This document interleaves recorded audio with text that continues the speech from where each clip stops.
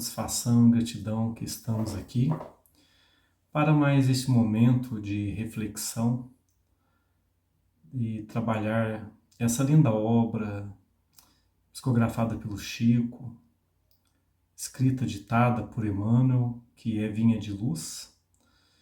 E hoje o capítulo em especial que vamos trabalhar é o capítulo 138 da obra, intitulado Iluminemos o Santuário.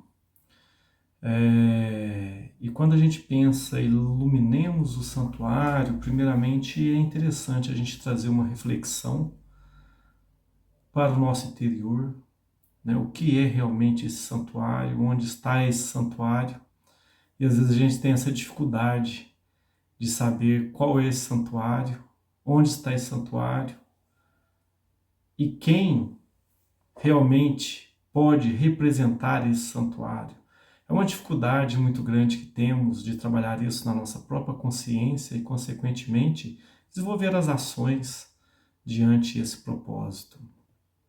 Então, Emmanuel vem trabalhar a citação de Paulo, dizendo o seguinte na segunda carta aos Coríntios: pois nós somos um santuário do Deus vivo.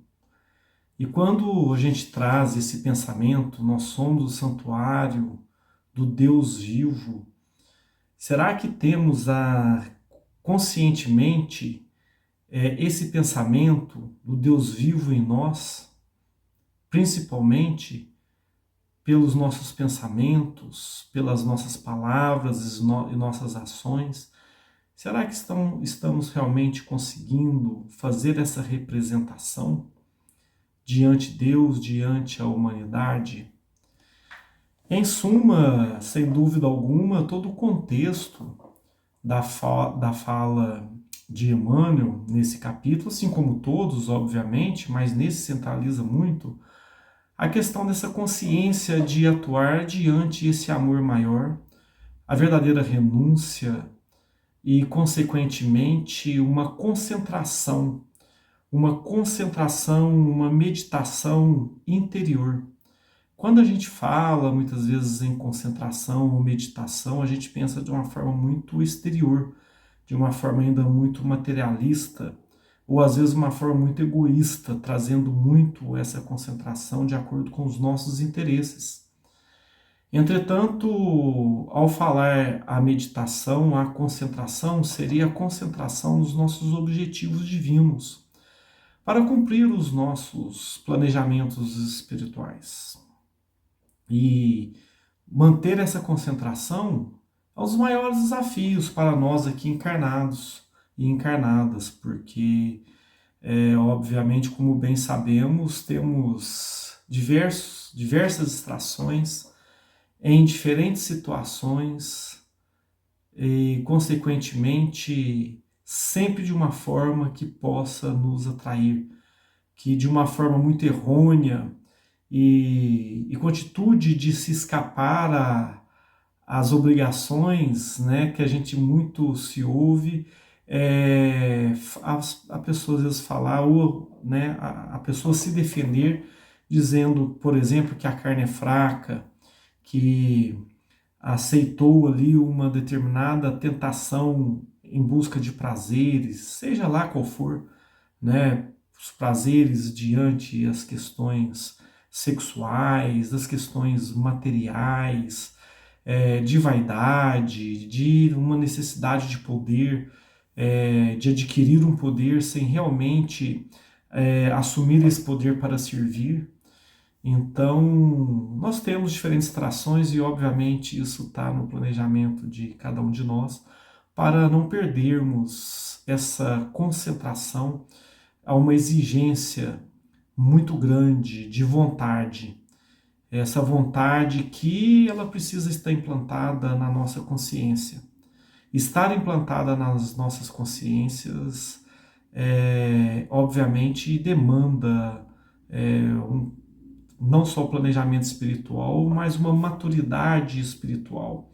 Como bem sabemos, não já somos criados em espírito, prontos, maduros, né? Viemos de uma fase que necessita uma evolução da própria inteligência, inclusive a inteligência moral. Então aí a gente traz esse pensamento para essa maturidade espiritual, para que realmente possamos ser esse santuário de Deus vivo. E é claro que isso depende muito da vontade de cada ser, uma vez que todo mundo tem a mesma oportunidade. O que difere, obviamente, é essa concentração, essa vontade, o despertar para isso, onde cada espírito vai seguindo um caminho, às vezes desviado, às vezes outros mais concentrados, de uma forma mais ascendente, né, para a sua evolução espiritual. E aí cabe a cada um de nós, mas é importante sabermos que a oportunidade é dada igualmente para todo mundo, né, todos os espíritos. Então, nesse pensamento, Emmanuel vem trazer para a gente já no primeiro capítulo, dizendo: o esforço individual estabelece a necessária diferenciação entre as criaturas, mas a distribuição das oportunidades divinas é sempre a mesma para todos. Então, olha que profundidade, né, minha gente? O esforço individual estabelece essa necessária diferenciação entre todos nós. Sem esforço, obviamente, não conquistamos nada, né? E aí a gente está falando no pensamento espiritual, porque às vezes materialmente a gente até adquire alguma coisa, que isso, inclusive, faz parte, né, até mesmo das nossas provas e expiações, como bem sabemos. Às vezes está no planejamento espiritual o sujeito encarnar e manter toda uma vida encarnatória diante a pobreza, para exercer a paciência, para às vezes se despir de inveja e outros sentimentos ruins, né? E além de tudo, manter o altruísmo, manter o amor a todos, né? Em diferentes situações. E de forma contrária, como bem sabemos, e às vezes até mais difícil, aquele que vem diante um planejamento espiritual para ser ou estar rico, materialmente falando, né, que a gente sabe o grande desafio que é para esses espíritos, para realmente poder usar bem a sua riqueza diante o amor ao próximo. E quando a gente fala ao próximo, é diante o amor universal, não é exclusivamente aquele mais próximo de nós diante uma determinada encarnação, né? Mas aquele próximo que esteja em nossas vidas, né? Em nossos caminhos, que precisam ser servidos, e ser servidos de uma forma moralmente bem evoluída, vamos assim dizer, bem planejada, né? Para que não seja um processo exclusivamente de uma caridade material do que a gente está falando, mas sim de uma ação de caridade, de se doar para o próximo, como bons planejamentos de vida, né, para aqueles que nos cabem a responsabilidade. E isso não cabe apenas os filhos numa determinada encarnação, né, os filhos de sangue, ou que sejam adotivos, mas sim todos os filhos de Deus. Como podemos realmente fazer isso? Como a gente bem sabe, em diferentes encarnações passamos por todas essas fases que são necessárias ao nosso progresso moral, espiritual. Então, quando Emmanuel fala, né, mas a distribuição das oportunidades divinas é sempre a mesma para todos, às vezes a gente esquece das encarnações passadas e as oportunidades que já tivemos, além da atual oportunidade que estamos tendo, né, para realmente ofertar esse verdadeiro santuário de Deus vivo em nós. E aí, na sequência, Emmanuel diz: indiscriminadamente, todas as pessoas recebem possibilidades idênticas de crescimento mental e elevação ao campo superior da vida. Entender isso tem que ter um entendimento, obviamente, como já adiantamos aqui, um entendimento encarnatório e reencarnatório mais profundo, porque o ser materialista, né, o ser que não acredita na reencarnação, é aquele que realmente vai sempre achar que Deus não é justo. Porque como vai justificar uma pessoa crescer num ambiente hostil, em situações degradantes, com muitas dificuldades, enquanto o outro nasce num berço de ouro, né, com todos os luxos, com poucas dificuldades na vida, naquela vida, né, encarnatória. Então, imagina na cabeça de quem tem esse pensamento materialista. Não tem como achar realmente justificativa, e aí, dentro dessa linha de raciocínio, é fácil a gente entender por que às vezes eles acham que existe um Deus não justo. Mas para quem entende do processo reencarnatório, acredita e sente, mentaliza, é muito fácil saber essas interpretações e, consequentemente, sabermos o quanto uma encarnação é um risquinho, né? É algo muito rápido diante a eternidade. E, ao mesmo tempo, é muito caro para nós desperdiçar esse risquinho, essa encarnação, porque, obviamente, o arrependimento pode chegar, às vezes tardio, mas com grandes danos, né? Para depois fazer a regeneração e, obviamente, diante a misericórdia divina, que mais para frente a gente vai falar também sobre isso. Depois Emmanuel continua dizendo: todos somos, pois, consoante a sentença de Paulo, santuários do Deus vivo.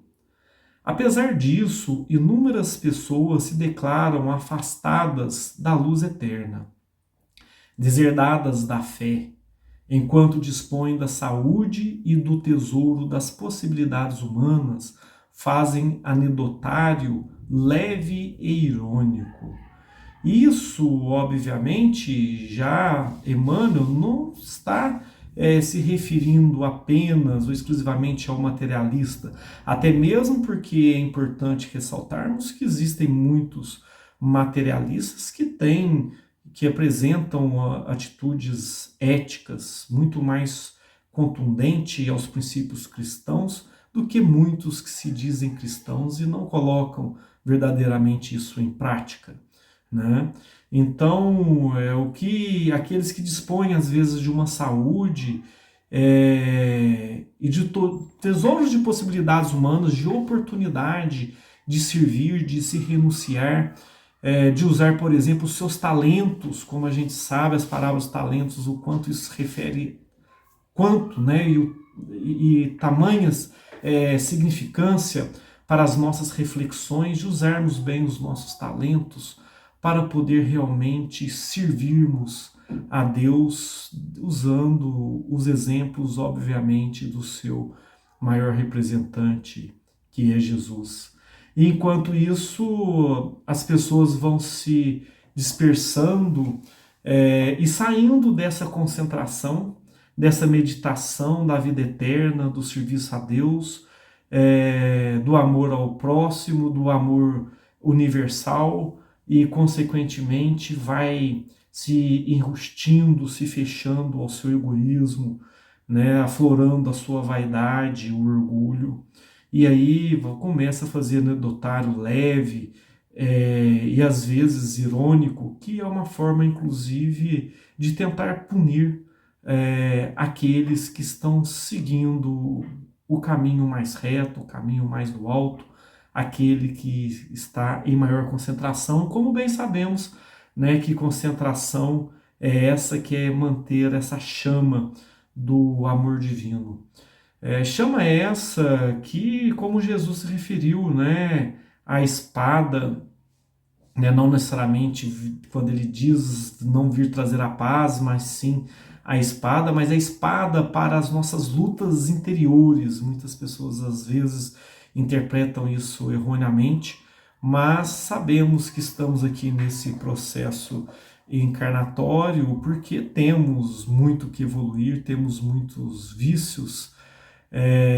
Para isso precisamos passar pelas provas e expiações, que são as próprias misericórdias divinas, que então Jesus vem apresentar nos seus exemplos, mostrar para a gente a espada, que é a luz para a eternidade, que é a espada para sabermos lutar, para a gente saber lutar com os nossos próprios egoísmos, egocentrismos, e, consequentemente, ir diminuindo nessa evolução gradativa é, esse nosso egoísmo.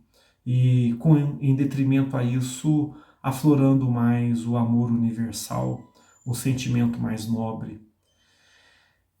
E ao apagar das luzes terrestres, porém, inabilitados à movimentação no campo da fantasia, revoltam-se contra a divindade e precipitam-se em abismo de desespero. São companheiros invigilantes que ocuparam o santuário do espírito com material inadequado. Então, Emmanuel complementa lindamente essa reflexão, dizendo, né, que ao apagar das luzes terrestres, quer dizer, essa luz divina, que sempre a gente precisa manter acesa, as pessoas já inabilitadas, né, nesses campos das fantasias, das suas distrações, nas buscas desses prazeres ou nas suas acomodações diante esses prazeres, né, que é muito diferente da verdadeira vontade. Então eles revoltam-se contra a divindade. E aí, obviamente, são pessoas até mesmo se dizendo religiosas ou que eram religiosas e deixaram de ser, mas obviamente que é uma revolta a partir do desespero por esse abismo, né? Pela, obviamente, a sua invigilância de não ter tido a sabedoria de ocupar adequadamente o santuário divino, né? Fazendo uso inadequado do seu material, como principalmente o corpo físico. E aí depois Emmanuel continua: absorvidos pelas preocupações imediatistas da esfera inferior, transformaram esperanças em ambições criminosas, expressões de confiança em fanatismo cego, aspirações do alto e interesses da zona mais baixa.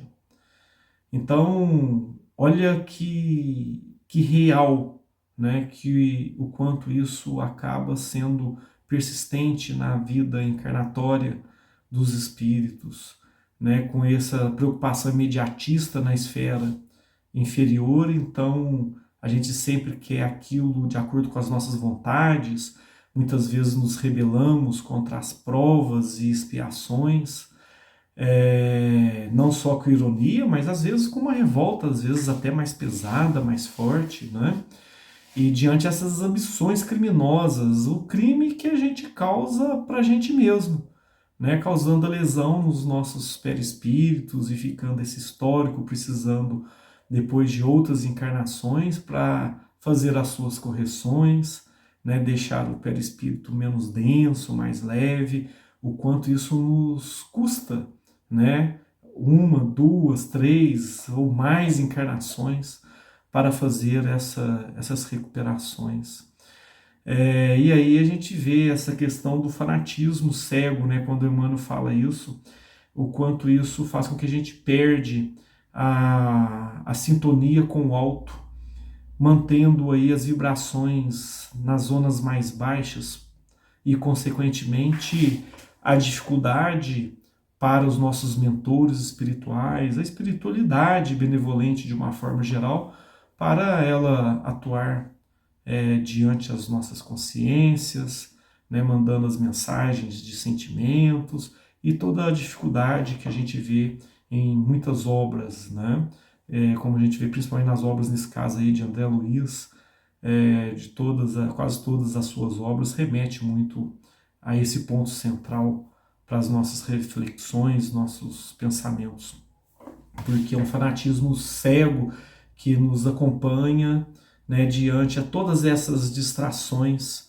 e, consequentemente, a gente começa a perceber os as obsessões, né, as interferências negativas pelas baixas vibrações, repercutindo em sentimentos de raiva, ódio, rancor, tudo sustentado, obviamente, no orgulho, né, no egocentrismo, na maioria das vezes, fazendo com que a gente não enxergue aí, as atitudes mais benevolentes possíveis, como principalmente das maiores dificuldades que temos exercer profundamente, verdadeiramente o perdão, né? Sendo que o principal beneficiado é aquele espírito que perdoa, né? Porque ele vai tirando aquelas amarras, as ligações e dívidas que poderia ir construindo, além, né, de não construir mais dívidas, vai servindo aquele que mais precisa. Então, em vez de nutrir uma raiva com um possível inimigo devido a uma ação de verdadeiro perdão ou de uma atitude de compaixão verdadeira, profunda, de amor, pode dar um exemplo que às vezes, né, não se percebe imediatamente, mas pelo exemplo de uma atitude tão benevolente, surtir numa verdadeira semente plantada no coração de um espírito que poderia tratá-lo com indiferença, com ódio, com rancor, e isso servir de reflexão e uma mudança de um irmão, e o quanto isso pode fazer toda a diferença na encarnação dessa pessoa, um conjunto de pessoas. E muitas vezes não enxergamos essas oportunidades devido a esses interesses mais egoísticos, mais materialistas, mais ligados ao prazer. E aí depois Emmanuel continua: debalde se faz ouvir a palavra delicada e pura do Senhor no santuário interno, quando a criatura, obcecada pelas ilusões do plano físico, perde a faculdade de escutar. Entre os seus ouvidos e a sublime advertência, ergue-se fronteiras espessas de egoísmo cristalizado e de viciosa aflição. Então, a gente pode refletir aqui partindo do fim desse parágrafo, quando ele fala de viciosa aflição, isso vai se tornando um vício, né? Uma pessoa que sente raiva, que ela age, né, de forma, por exemplo, irônica, ela acaba se acostumando com isso e vira um ciclo vicioso. E ela passa a ter essa necessidade de manter esse ciclo e ir nutrindo isso. Sair desse ciclo vicioso é muito difícil, que exige da gente uma vontade muito grande e uma dedicação, né, além de auto-perdão, para seguir em frente, uma necessidade de meditação, reflexão muito grande para mantermos o pensamento no alto e, consequentemente, nos estarmos mais livres desse nosso plano físico, né? Não estarmos tão ligados ao plano físico e sim um plano espiritual, mesmo estando encarnados, e, consequentemente, podermos escutar. E lembrando que quando se fala em escutar, é importante a gente distinguir do ouvir, né? O ouvir, por exemplo, você ouve a pessoa falando, mas aquilo não te perpassa, aquilo não te atravessa, não muda a sua forma de enxergar o mundo, né? Seja positivamente ou negativamente. Então você apenas ouviu, como a gente ouve, por exemplo, uma voz mais alta de um vizinho, um carro buzinando na rua, né? Que aquilo pode não fazer diferença em nossas vidas.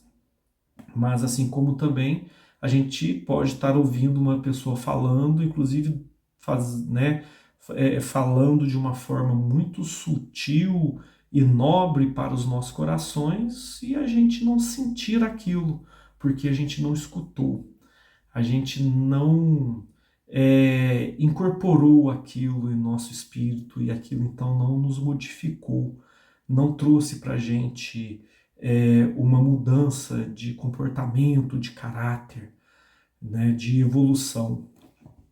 Então, muitas vezes essa essa questão, essa atitude obcecada, né, diante dessas ilusões do plano físico, nos dá essa ausência de escuta de forma sentida, né, percebida, suave, diante de uma maior sensibilidade.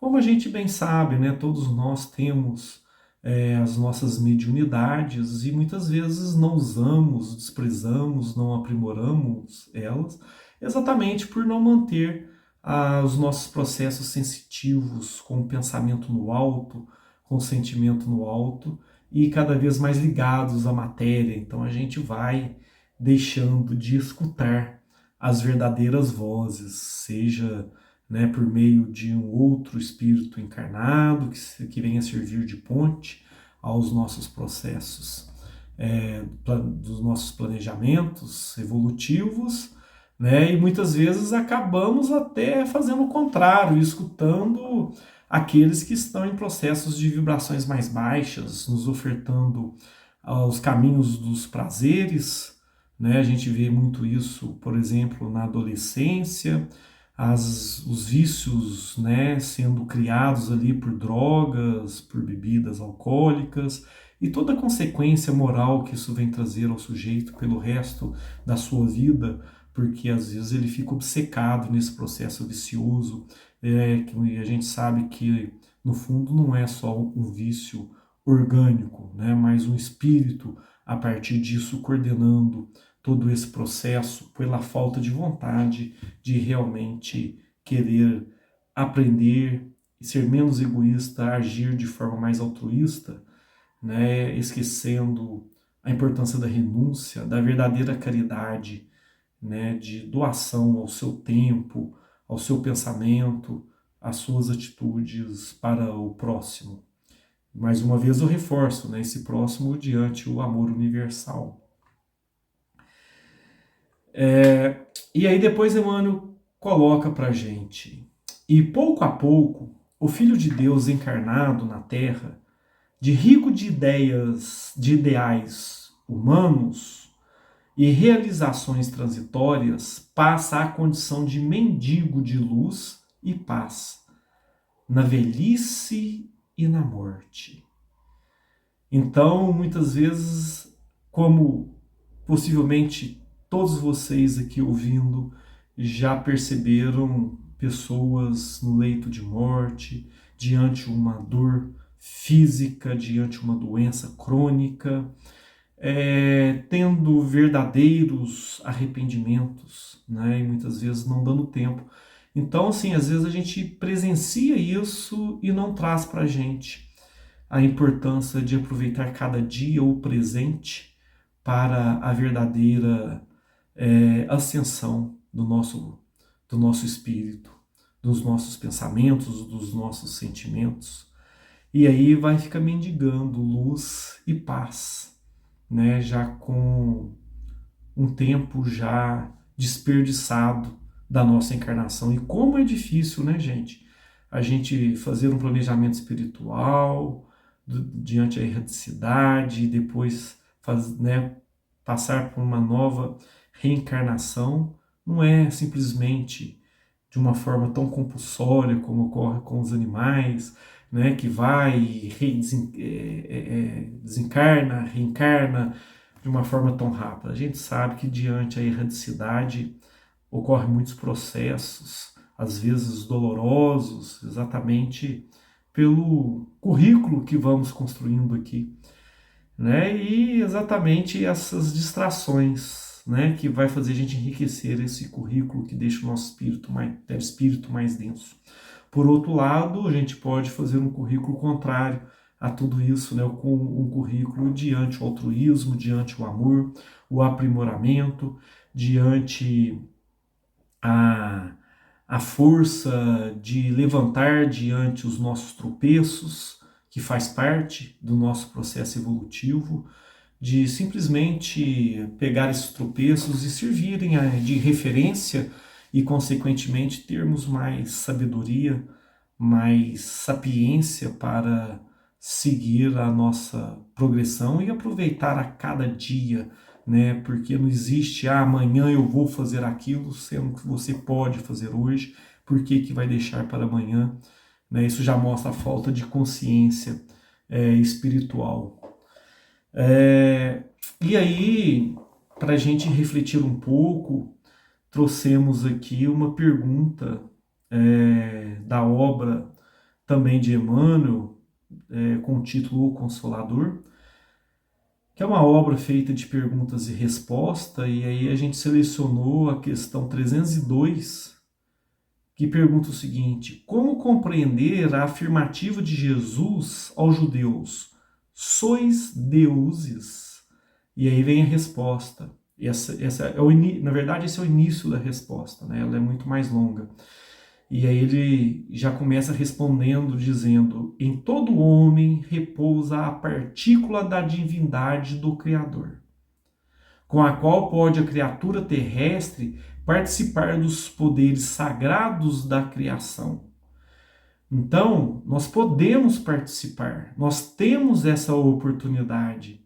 E qual é o momento? É agora, é hoje, é nesta noite que vem chegando, é no amanhecer, e aí sucessivamente, pegando aí as nossas referências da própria natureza, né, a força da natureza, a sua resistência diante das tempestades, e depois, quando passa as tempestades, ter toda a abundância, a paz, a serenidade. Podemos servir, né, com todos esses exemplos, pelas nossas atitudes.